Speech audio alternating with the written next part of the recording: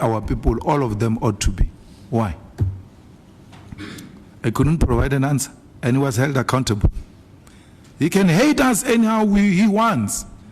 We hold each other accountable, and that's what we do. And that's our local government election strategy. The provinces have got a mandate now. You are not going to file a report that says this councillor is lazy, when we deploy them is not responsive. If you file a report like that, we hold you accountable because we gave you power over them. We want you to come with a report that says, this councillor did not do 1, 2, 3, and we acted this way. But everything else must be fair. I'm not related to Ket Matlala. Ket Matlala and my wife share a surname. Subongo Fanana. There are a lot of people like that.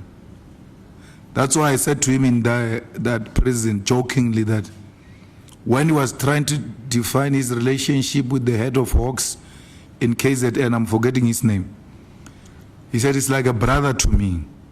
Actually, his wife is a cousin. No, not a cousin. Actually, his wife, what will I say? His wife and me share the same surname. And I said to him, at the rate you're going to call me your cousin. And he said, yeah, you are my cousin. But I'm not. And my wife is not related to Ket Matlala. And the definition of Ket Matlala, of where they come from Nebo, the Skukuni side. My wife's Matlalas don't come from Skukuni side. There are two Matlalas. They are the ones of Skukuni, they are the ones of Amatlala. Amatlala Taba. That side of Mashashani. Most people around there, they are actually Ndebeles, who are now who convert into Pedi-speaking people to an extent that they even converted their surname, Bo Jonas Gwangwa. So the ones that didn't want to call themselves Gwangwa, they change and call themselves Kwakwa, but they are Gwangwas. So that's the side where my wife comes from. So there's no any relation. But your pettiness could not move me. Now there is a guy who looks after me now. You see this guy behind the wife of Ket Matlala.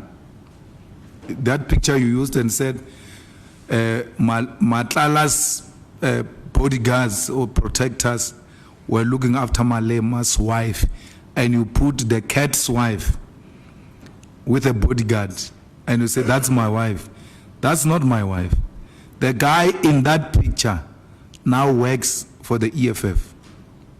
So the thing with protectors is that they move from one place to the other. They rotate, so we can't be held accountable for such a nonsense. But we have nothing against, we have got nothing to do with Matlala. And that's why I was there at the prison. I asked him questions. And I did so without being shaken or any other thing. I took a decision when I went to Matlala's thing to be psychological in my approach and to speak to his conscience with an hope and aim that I can break him, that when you speak to his soul and conscience, he will be able to say, look man, this is not right, because Matlala might not have had anyone who spoke to him the way I did his entire life. Oremagai, what is this now? Like, why are you doing what you are doing? That's why I had to say to him, speak to Jerry's mom. He struggled. And he thought he's going to evade that thing. And I said, this is my time, it's not your time. You are going to speak to Jerry's mom. Because psychological, I thought, in the conversation with the mother, the way it is, the conscience might kick in and he's able to break and say, no, man, I have to just accept my wrongdoings. What is conscience? You ought to live here knowing it. Is that thing that Julius Mukwanazi did at Madlanga Commission, where the lies are in conflict with conscience. You start sweating. Because this one brain is going against itself. They are going the opposite direction, but there's one brain.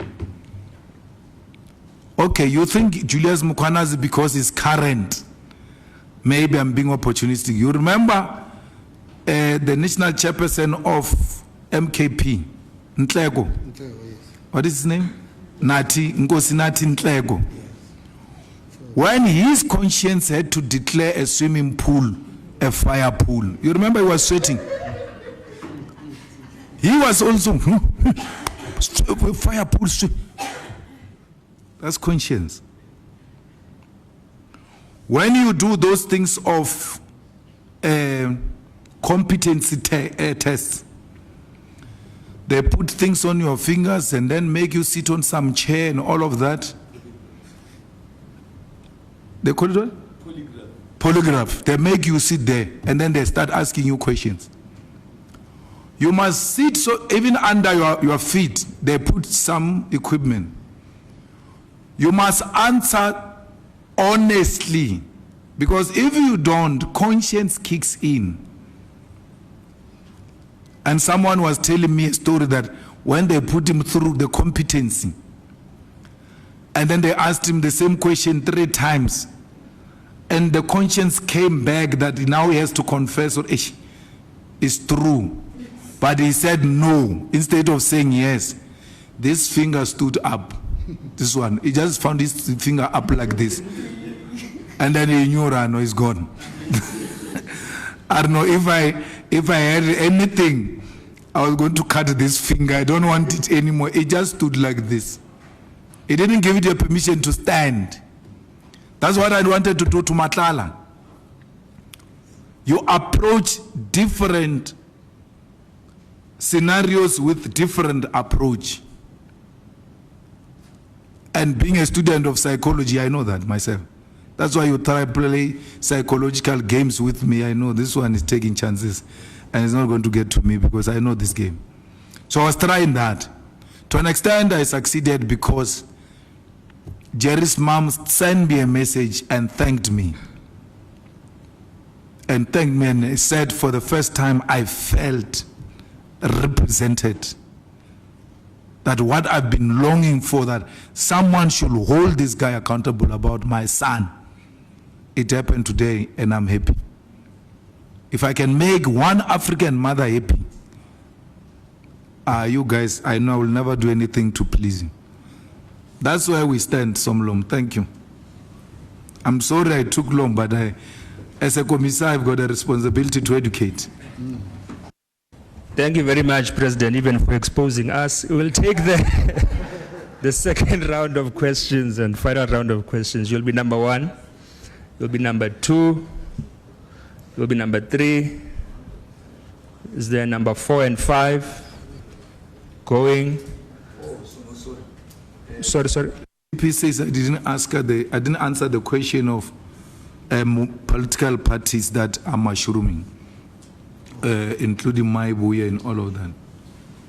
The thing is, anyone who hates on Maibuye or MKP or anything like that, you hate on our democracy. Because our democracy and the constitution says we are a multi-party democracy.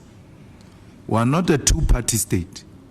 Whether you like Floyd or you don't like Floyd, he's exercising his right, which is protected by the constitution, to form a political party or not. So you guys claim to be protectors of the constitution, and then at the same time you declare that There is fragmentation of black votes. There's so many political parties. Is it unconstitutional? If the answer is no, then so be it. There's nothing wrong. We're not threatened by that. Neither are we threatened by my way. All of which, what is happening to Floyd and all of them, I'm so lucky to have seen some of these things happen right in front of my eyes before. And I know what is going to be the end result. So I'm neither threatened or intimidated by anything. He must use whatever he has at his disposal to make himself relevant and to make his party relevant and to make it succeed. If it is to his satisfaction and he thinks that's a strategy that's going to help him, let it be. We all use different political strategies. I've been here. There was a guy, if you remember, called Boy Mama Wulu in Seshego. I've seen him do what is happening to Floyd now, right in front of my eyes. And I chose silence. He said to me, he's going to take my mother and rebury her in front of my grandmother's gate. They went to my grandmother's house, they were kicking her doors, her gates. They carried coffins on their shoulders, my coffin, written my name. And one day my grandmother pained me when she says, I can see all of that. There's a boy there called David Majola that I used to serve a plate of food. Today he kicks my gate. That is what pains me. It was not luxury food. Probably it was a pap, chicken with salt and water. She says, that's this one who's paining me. Go and look for them today, where they are. Mine fight for what belongs to them from their graves. A declaration of war against me as an individual. It's a war against my ancestors. That's why I keep quiet and they do the work. You know, when I'm at what work talk about so up enough. You know, level like my pastor, my spiritual mentor called Ral Kholela called me beginning of the year or somewhere there to his house and said to me, you are not going to respond to these people or engage in a fight with them or exchange of words or anything. Prophet Ral Kholela, he said to me, at the end of everything they are doing, they will be in front of you asking for a job. And I will wait for that day. It has happened before. It has happened before. I've got a family establishment there in Polokwane called Slave. Boy Mama Bolo is a regular there. It's a business. It's a regular there. I will never allow anyone to chase him away. Hey, this guy wants this one. You don't do that. Badimu ba ketwela. And badimu baba shabi. They fight recklessly. They fight for themselves. So let them do whatever they want to do. I'm still here. And my ancestors are still with me as I speak right now. And that which I've set for myself the whole year, I've achieved it. And that's a confirmation that my ancestors are still with me. They've never turned their back on me. They'll never turn their back on me. So I don't care. Say whatever you want to say about me. Do whatever you want to do about me. At the end of the day, you are small boys. When I saw a door of prison, my ancestor said, you're not going to enter that door. Even now, as I go to that court in East London, I know they refused before. They will not allow it now. Thank you. Thank you, President. You were number 1. There's a number 2, number 3, number 4. Is there number 5? Number 5. And we'll close it there. Number 1. Thank you so much. Here I see good afternoon and panel there. It's difficult, the CIC, to speak after you've spoken about the ancestors, but I'll try. CIC, the EFF stands with the students. Your take on matric exams, are you happy? And do you think NSFAS will be ready to fund the students next year, come January, February? What's your take on the NDPP candidates' interviews? And the last one, quickly, do you think the Madlanga Commission has done or is doing enough to protect the witnesses? Thank you. Number 2. Oh, good afternoon, CIC and the leadership of the EFF. My name is Mpose Kharume and I'm from the Gauteng Times. I just want to ask you this. My question branches off from your comments about Donald Trump and how he's the reincarnation of Hitler, and you subsequently also lauding President Ramaphosa as for how he handled the situation. So now I just wanted to ask, because you did joke that if it was you, it would be a different situation. But in reality, if you were to be the president today, would you be able to mitigate this deteriorating relationship, or would you also have a war-ready type of attitude towards the US? And then also, I just want to ask, with you talking about not wanting to dive into strategy going into the local government elections, the SACP has resolved to contest. So now, does that present itself as an opportunity to kind of like forge some type of alliance, maybe to try and leverage your contestation going into the elections as well? Thank you. Number 3. Thank you. My name is Right Mukwena from Postmasburg Daily. I'm asking about the issue of the year of picket lines in regards to the school in Mogale City. We haven't seen EFF doing picket lines, and the year is already ending, about the incompetency of municipality there to give you access to the land and so forth to do the school. The second one is the issue of Pala.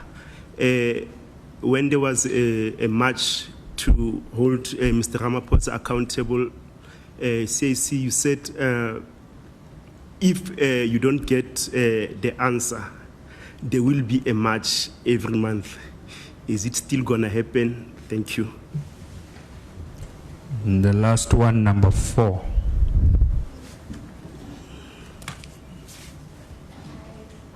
Just press the place with the face. Oh, thanks. Hi, my name is Malika Mazwai from Moya Podcast. My question is, how do you feel about the GNU now after our first year of being under GNU? And does the EFF intend to join the GNU at some point, or do you still want to run and win alone? Thank you very much, President. Sorry. I forgot number 5. It was number 5. Sorry about that. Good afternoon, CIC and the leadership of the EFF. My name is Ntabise Molejani from Central News. My question is with regards to the EFF Youth Command that was launched in July. How will this new structure work, or how is it working with the EFF Student Command? And also, can you tell us about the work that has been done since the launch of the EFF Youth Command? Thank you. Thanks, President. Thank you, Somlomo. I think metric exams have gone fairly well, with very minimal to none disruption, and we congratulate really the department for having handled that matter very serious, because a matter of metric and especially pre-tertiary education should never be used for politicking. When it comes to matriculants and the students and education, we should all unite and be one thing. And as far as, for as long as the student, the youth command is there, the EFF is there, there's no deserving student who will be turned away. It doesn't matter whether the university has got sufficient accommodation, they will have to find it. Doesn't matter the money has been exhausted, they have to find it. We found money for Madlanga Commission, but we can't find money for a village which doesn't have water. We can't find money to build a bridge for a village that has to cross dangerous rivers now in this rainy season. But when Madlanga Commission, Zondo Commission, commissions where lawyers line up their pockets are to be established, all of a sudden there is billions that are available for such. You know, there are people in the Eastern Cape that are put inside a container and get pushed to cross a river. Has the president not seen that? President Putin says, I drive in this city of Moscow without blue lights, without anyone recognizing, and I've got a problem. There are people who are speeding here. We need to pass a law that is going to regulate speed, because he has come into contact directly with the problem. Inside the container, has the president has never seen a place where they had to carry a coffin on their shoulders to cross so that they can give their dead one a dignified funeral? There are isolated incidences that the president must see and immediately intervene. What is his role? Why is he there if he has got no power to say, no, on this one, I'm putting a stop? It can't be. So they will have to find that money. The Freedom Charter, which they were celebrating, ANC event,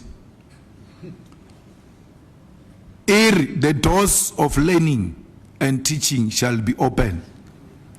They've opened the doors, but children can't access those doors because they have no money. That's a contradiction. We need to solve that thing.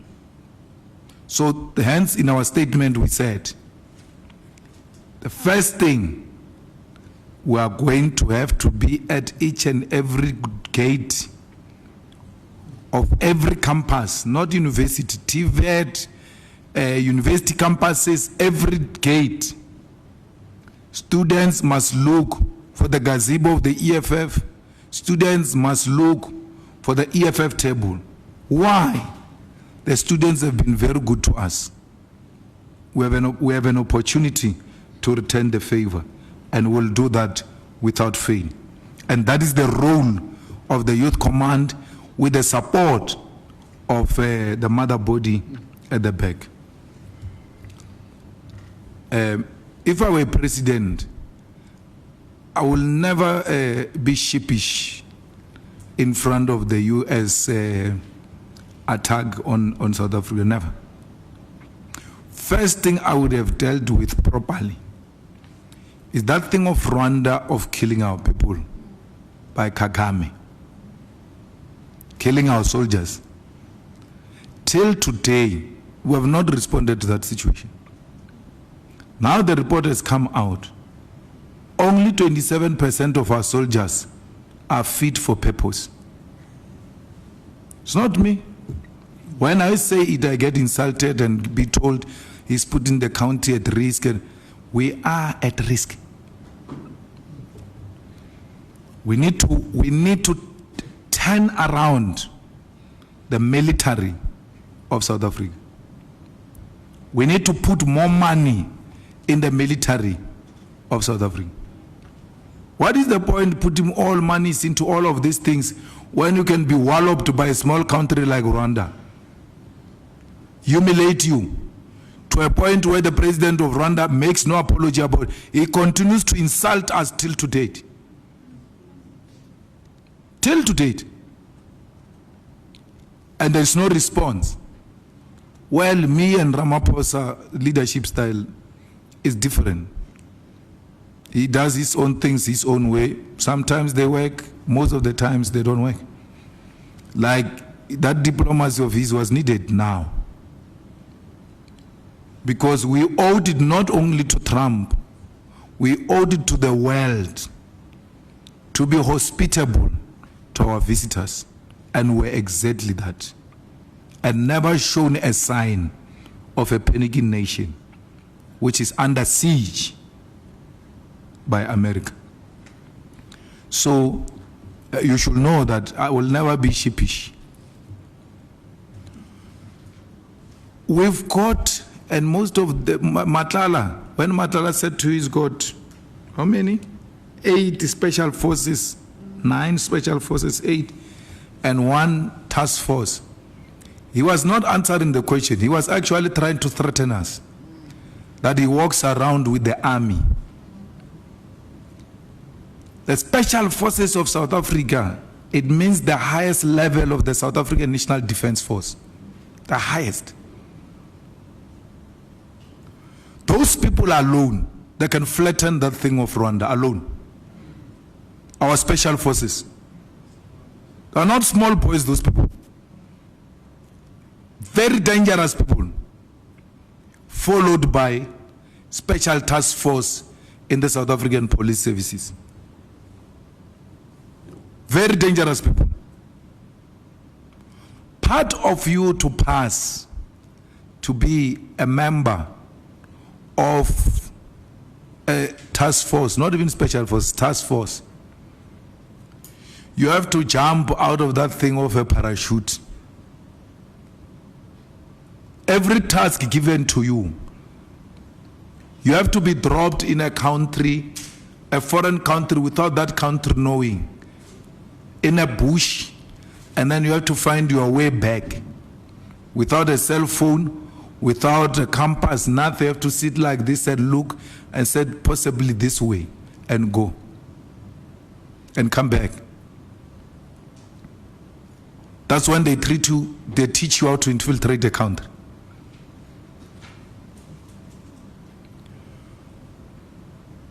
You know, not even a special task force. They said force under the special task force is called counter-assault team.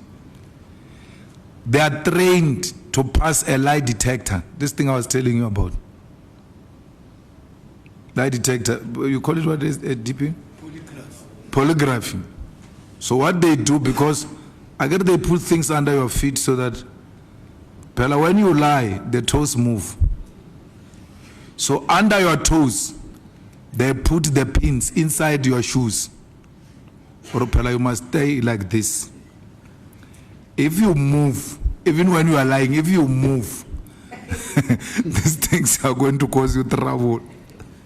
So your conscience is aware there are pins under my toes. So I must make sure even if I lie, these things don't move. They are trained to pass a lie detector. It's part of their training. So when a graduate TG of a counter-assault team says to you, I pass a lie detector, and you think this is an innocent person, you must know it's a lie. They are trained to pass that thing. We've got those people. It's not so much about Rwanda. It's so much how much protection Rwanda will get from Britain, from Israel, from the USA, if we decide to engage them toe for toe. That's what makes them survive. Why would, without an American protection, a Rwandan president go to Oval Office with the DRC president, Tshisekedi, to go and sign an agreement? When they come back, the Rwandan president is still continuing with his shenanigans in the forest of DRC. He knows. He enjoys protection from those people.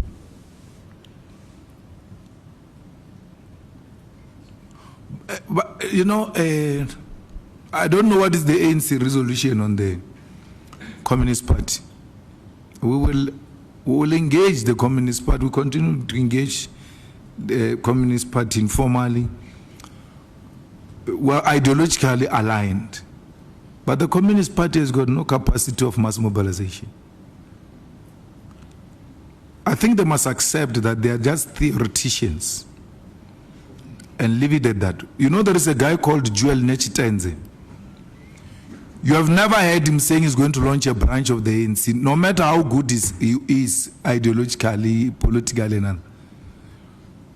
You have never heard that Julius is doing door-to-door or mobilization. No, he's just a theoretician, which some of your friends who are forming parties should be accepting that they're just theoreticians.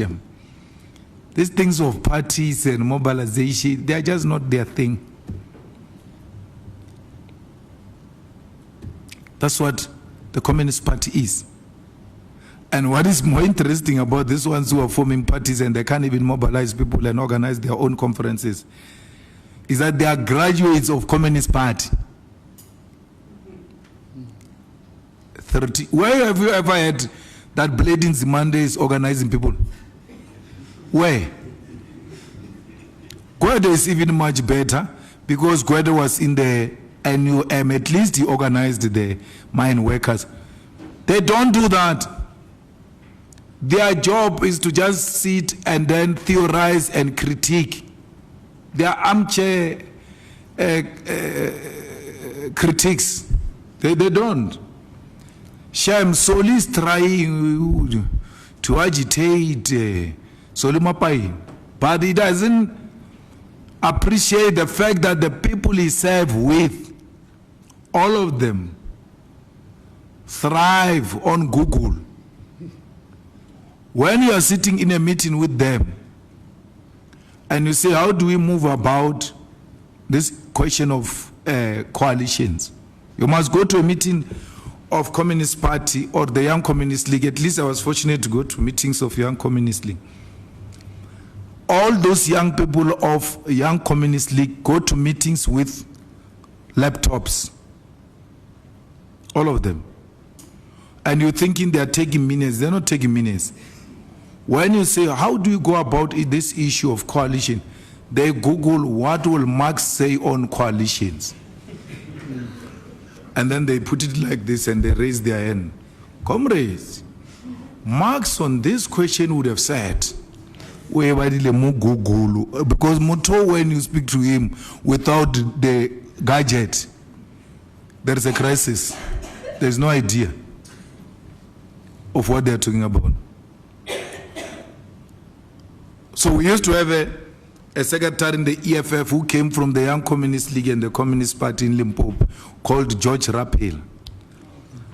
Every time you sit in a meeting, it doesn't matter, he opens that thing.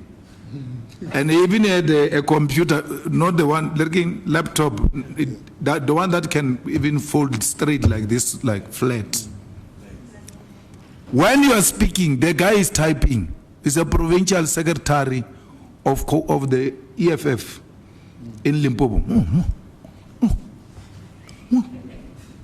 In the next meeting, there are no minutes.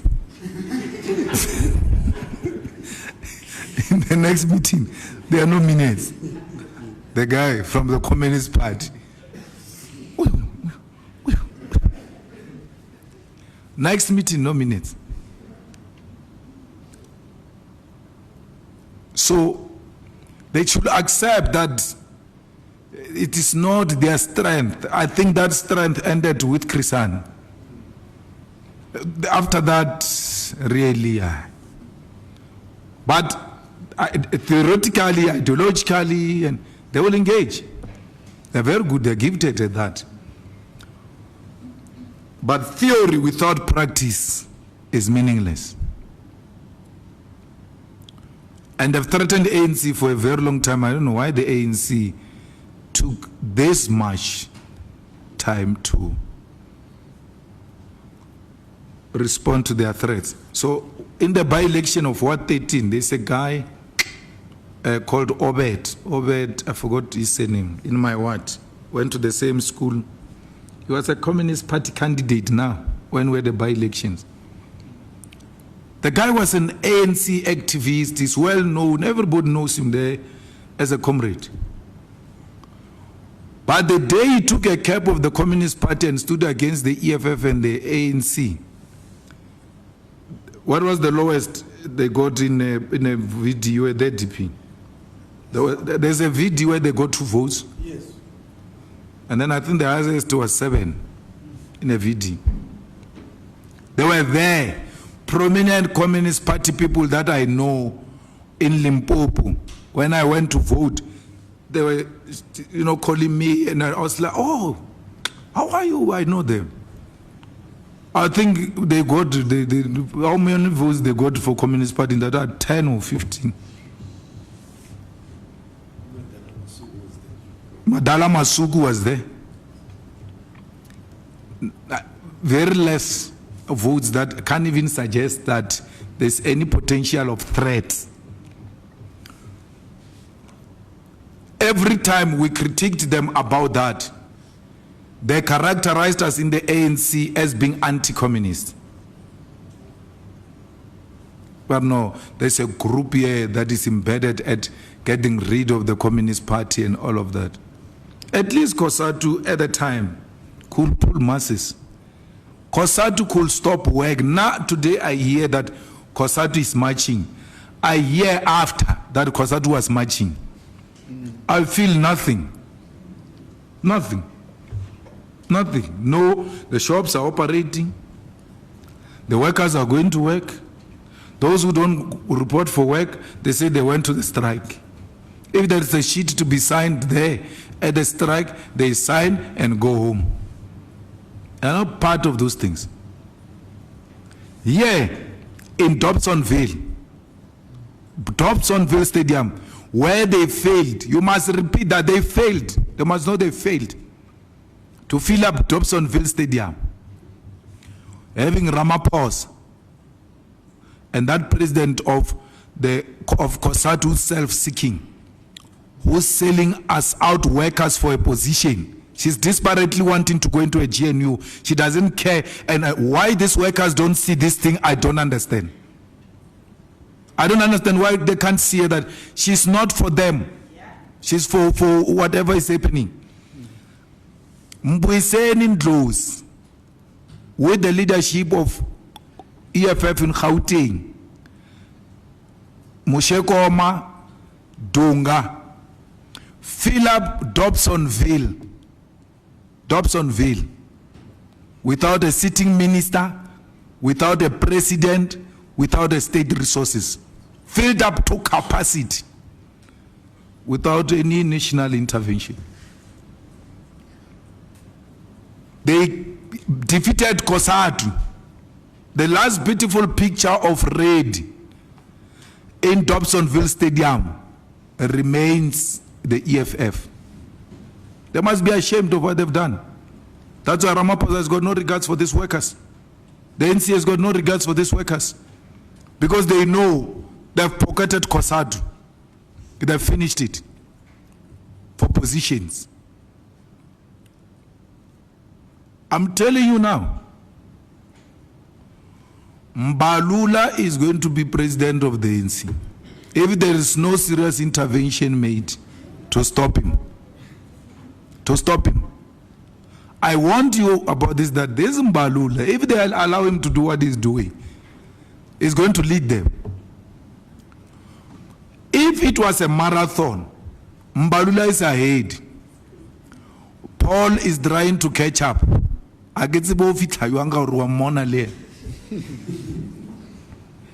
Mbalula is ahead. Out of this so-called staged NGC, that gets organized in a manner that it has never been organized. We want to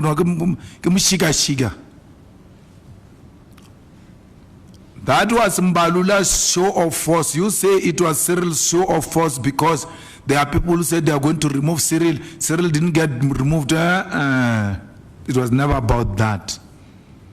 Mbalula wanted that to show them that he's in charge. You remember, I ran these things in the ANC. We went to the NGC in KZN. We defeated Zuma, both in numbers and policy position. After that, Zuma knew that these boys are going to remove me because the NGC tells you what's going to happen. That's when he expelled us from Mangaung conference. We were expelled because he got a sign. And Gwede told him, it says, they are pretending like they are removing me. They are actually coming for you, and he was right. We're making noise about Gwede, but we're looking for this one. We won in the NGC in Durban. And we got expelled, and that's how Malema lost the Mangaung conference. I'm giving you this history for you to be able to determine. Because conference is not won at the conference, it's won before. So, he's going for a kill.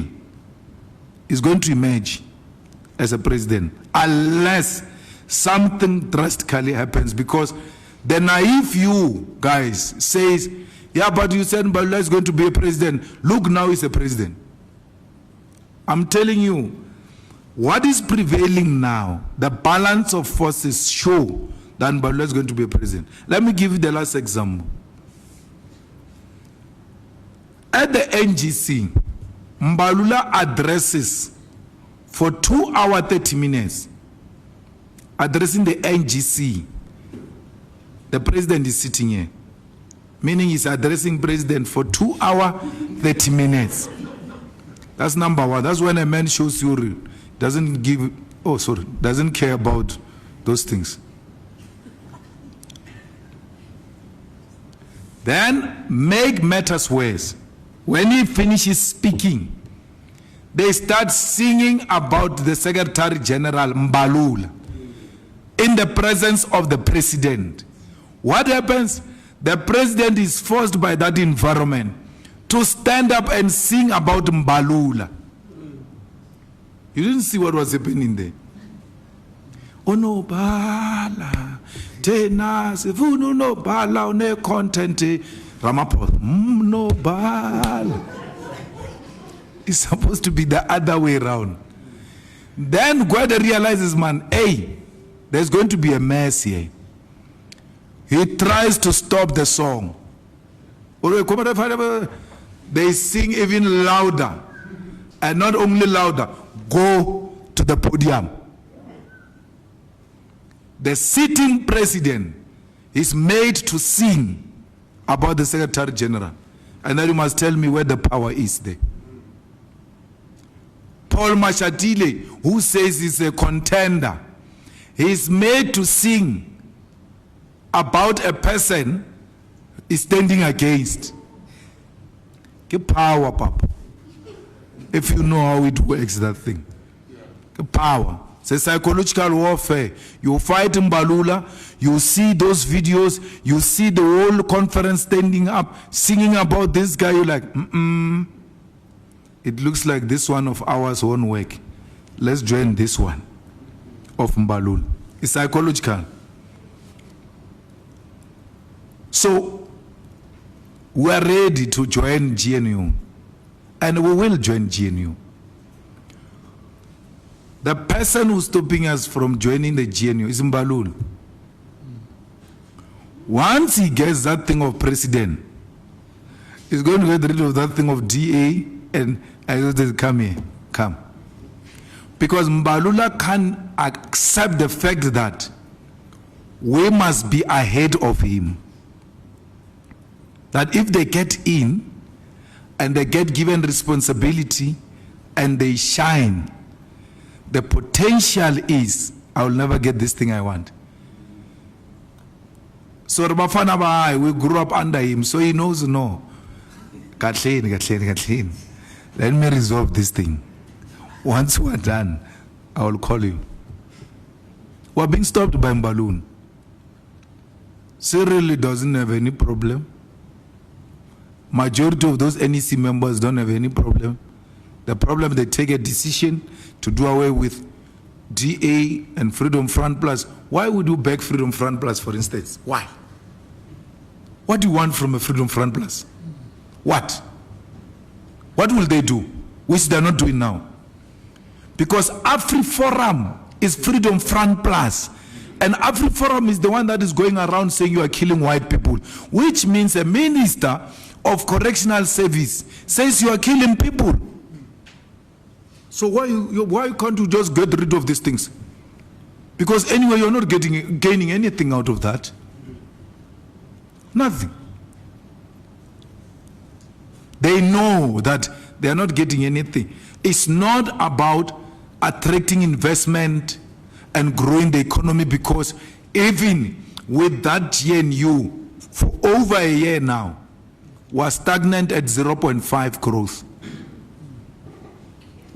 So stagnant at 0.5 growth of the GDP means that we run a risk of 0.0% growth, which is going to put us into a recession.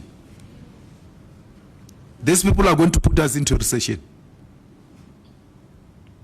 because they are not industrializing. They are not manufacturing for production. They've got no plan to create jobs. They've got no plan to grow the economy. Even with whites being there, I agree you said the medicine of a black person is a white person. They are there. But John Steinhazen, what do? Uber Eats. Uber Eats. Uber Eats. The whole year. And John Steinhazen, there is material evidence. You get a picture of him before GNU, and you get a picture of him outside after GNU, you can see Uber Eats. Uber Eats. It's there. It's there. What more evidence do you want? He doesn't help you with anything. He went there to Oval Office, spoke bad about us, spoke more than African black ministers in that Oval Office. What did you get out of that? Cyril took him here and said maybe a white man, Afrikaner, who is a leader of opposition in South Africa, can help to change things. He went for beggars there. Honyo, no results.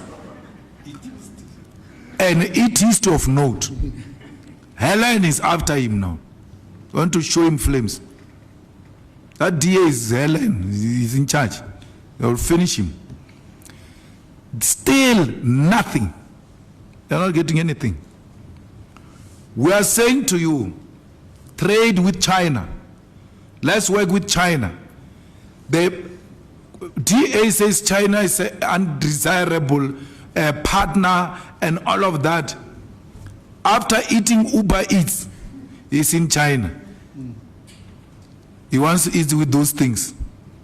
Chopsticks.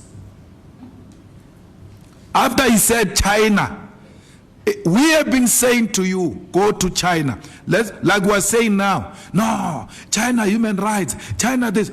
John Steinhazen has made a 10 in China. So what is it that you are scared of EFF to be in the GNU because it's going to put you in a worse situation? Because it's going to push you to go to China. But the DA has gone with you to China. What happened? Nothing happened. Nothing happened. It's swart khafar, scaremongering, that if the EFF comes in, something dangerous is going to happen. It's a lie. We are being stopped by a guy called Fikile Mbalula. You know, there is a guy called Hope. What's the Hope saying? Bab. The guy was so opposed to EFF being a participant in the municipalities with the ANC, and he became coordinator of the Gauteng PTT of the ANC. He now was confronted with a reality. If we take out this EFF, these municipalities are going to have a problem. Damascus, moments. They realize, all right, this year, there's no problem here. Now they speak every day with the SG, Hope Up and SG, like the BFFs from high school. The man who didn't want to hear nothing about the EFF, when he came into reality that for a budget of Gauteng to pass, it needs the EFF, he realized I have to work with these guys. Mbalula knows that. Mbalula knows that. Me and Mbalula are from the same school of thought, trained by the same elders. That's why when there was some week where he was doing wrong things, I sent him a message. I said, in all our political engagement, teachings and all of that, they've never taught us to behave the way you are doing. Because it's unethical, you know it. You don't do that. You don't. It doesn't matter how much you disagree with a person. You just don't do that. Because me and him, it doesn't matter how much we disagree. There are certain things that we're told is do's and don'ts. We don't do that. Certain things don't do. So that's why I'm able to tell you that at the way it's going, and then the ones who fight with him, they must pay me so that I can be their strategist to tell them, if he moves this way, you have to come this way, and that's how we're going to defeat him. Otherwise, we must start practicing. We had a president cupcake. We must start practicing President Vota. His nickname in the revolution is Vota, Votamulelo. Very radical chap. There is no student command, my sister, it's youth command. So we got rid of student command. It's only one structure. Youth command, it organizes in the village, in the campuses, and in the townships. Student issues, youth issues, everything are now together. These kids have done so well. So I like Sitle as attitude and Naledi's attitude. So Sitle is out there as a face, he pushes the thing. Naledi does the actual work. And she's not in competition with Sitle. She allows him to do what he has to do, but she would have gone in to prepare what needs to be done first, and then let the convener do what he needs to do. But you sit in a meeting and you need to know what is happening with the youth command. Naledi will give you the minute detail of what is happening because she's at the thick of things in building this organization. We have asked them, do not rush. Build a quality youth movement. But at the back of your mind, you must know we need you next year in 2026 because the youth vote is going to be very critical. The youth, especially for the EFF, the youth vote is going to be very critical. Fighters, commissars, fellow South Africans, Africa and the diaspora who are coming to an end of the year, please enjoy your festive season. If you finish this festive season, you have never given your old clothes to someone deserving, you must know you are greedy. You are the most useless human being. If you still have clothes that you were wearing at high school in your wardrobe, and when you were young, when there are so many people without clothes, you must know it's not only ANC a problem, you are a problem. If you are going to be having festivities and a meal, if you can't give them some food, invite them over so you can share a meal with the poor of the poorest. Let's make it easy this festive season for the poor. As they see other children shining and other children eating, their pain becomes even more. You lessen it by making them feel they are part of the future of South Africa. You have a problem with their parents, do not have problem with children. Never use children to fight battles. Always protect the children of South Africa. Let's make sure that these children are not subjected to trauma. Let's make sure that these children look to the future with a positive attitude because their neighbor was good to them. I am what I am because my neighbor and neighbors were good to me. And in return, I'm good to them. Let's be good because we don't know what those children of your neighbors are going to become. And when they become something else in future in society, they will remember you. Help those who cannot help you and do not write their names down because you must not remember them. When you remember them, it's because you want to enslave them. You want to make them your slaves and constantly remind them that you have once helped them. Do not do that. Let it be an enjoyable one, even in poverty, in suffering, in unemployment.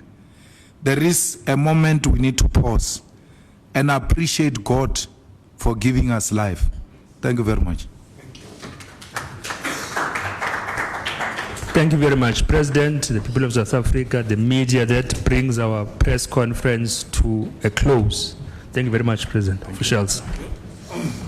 To members of the media, we've got something to thank you on the second floor for all of your coverage this year. Let's meet on the second floor.